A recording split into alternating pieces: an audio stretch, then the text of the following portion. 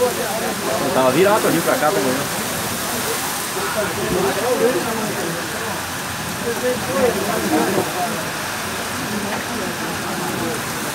No momento, uma chuva muito forte aqui no bairro Jardim Peperi. Estava acontecendo uma partida entre o Jardim Peperi e o Grêmio de Alto Guamirim, e a chuva muito forte com o vento, fazendo com que tivesse sido paralisada a partida.